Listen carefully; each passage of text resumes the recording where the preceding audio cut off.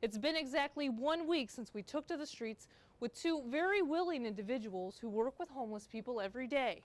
Now the plan was to look for those out in the cold with nowhere else to call home. Leaving behind the finer things in life, dressed in layers.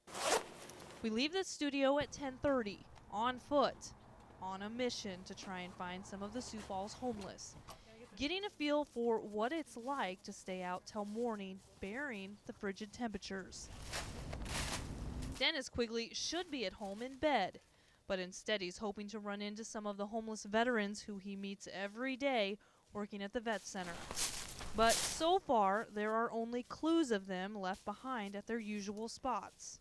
Oh, a plastic tarp. Robin Zimmer sees it's already midnight and still no sign of anyone roughing it on the streets. Randy! Randy, it's Robin. She works for the Salvation Army shelter that isn't scheduled to open until the following night. I'm guessing they're not there. No, it's on. We take an exhausting 7-mile loop around the downtown area. It was really cold, really cold. Then finally, It took us till 3:15 to come across him. Quigley stumbles upon a rather large pile of blankets. Walking under one of the bridges, we came across a sleeping bag with somebody in it. Not sure who's under the blanket or even if they're okay. We find a familiar face to Robin.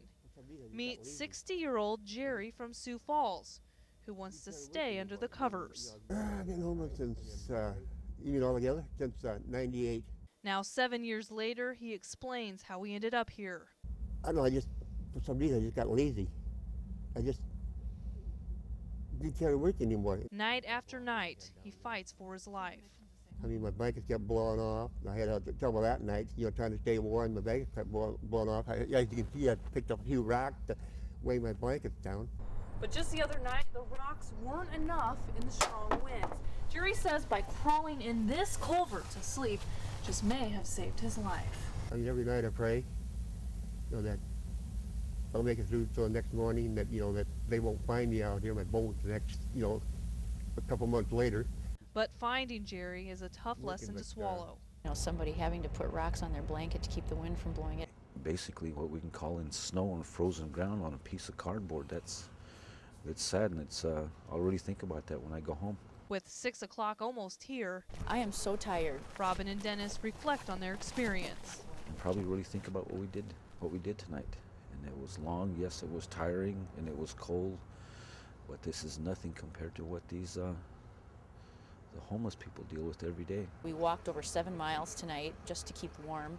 I don't want to do that again. But the reality of it all is that Jerry will. He starts the cycle all over the next morning, not sure what will come of the day or the bitter cold night ahead.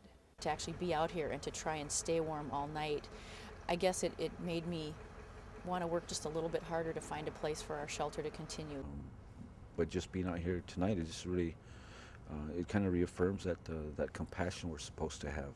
That was Jerry's very last night staying out on the streets. He says ever since he's been staying at the Salvation Army shelter. With so much to be thankful for in Sioux Falls, with photographer Troy Timmerman, I'm Angel Albert for KSFY.